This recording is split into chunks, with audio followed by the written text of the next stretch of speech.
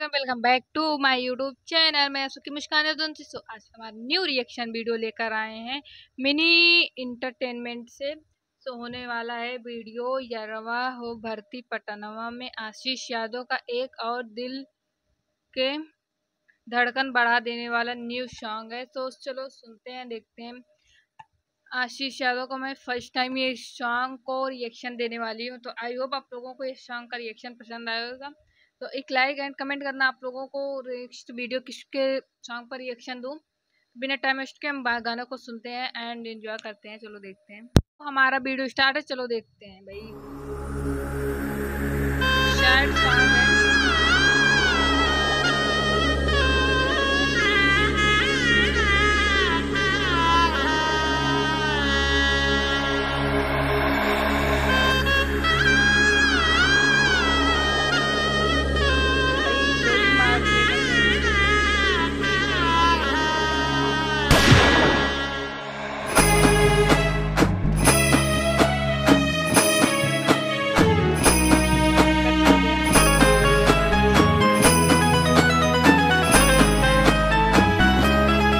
हो गया खरी हो हमर यार मनावा तो एक बेर बात कर लगे।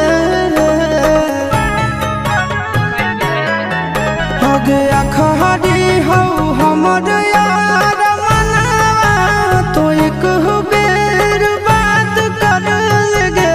हो गे सुना यारवा हो भरती पटनवा में आके मुलाकात कर लेगे।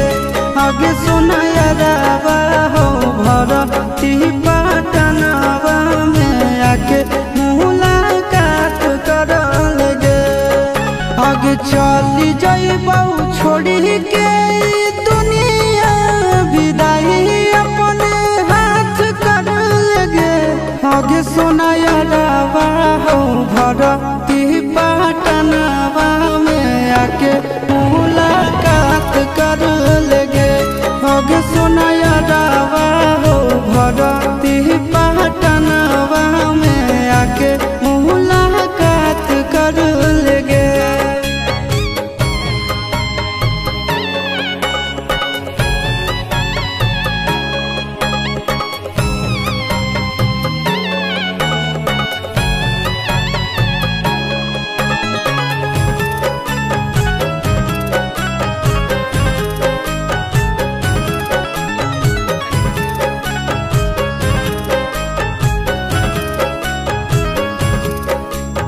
मरे घर पनिया पिलाई दी है जान गे।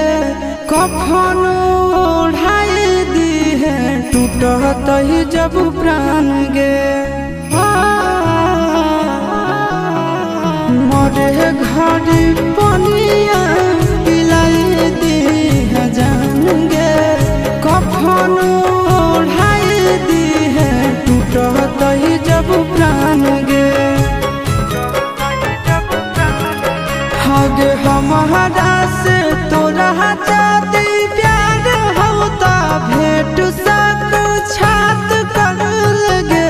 हगे सोना यारवा हो भरती पटनवा में आके मुलाकात कर लेगे। हगे सोना यारवा हो भरती पटनवा में आके मुलाकात कर लेगे।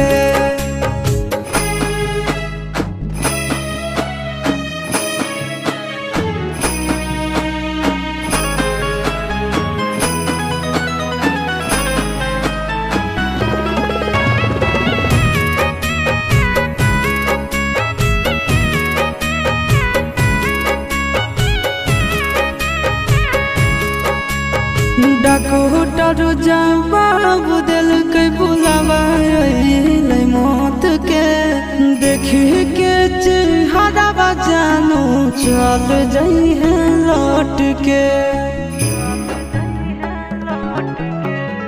डॉक्टर जवाब दिल के बुलावा मौत के। देखी के चेहरा जानू चल जाई है लौट के।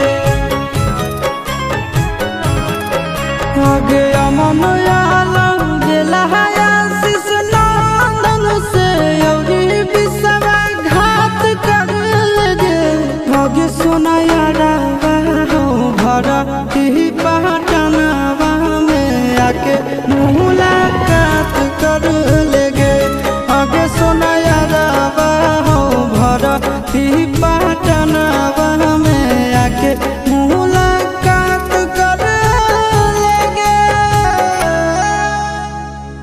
मर गया। गाइस आप लोगों को कैसा लगा आशीष यादव का सॉन्ग 11वां है भर्ती पटनावा में। सो आई होप आप लोगों को ये सॉन्ग अच्छा लगा हो, तो एक लाइक एंड कमेंट करना आप लोगों को सॉन्ग कैसा लगा हो। मिलते हैं नेक्स्ट वीडियो में, बाय बाय।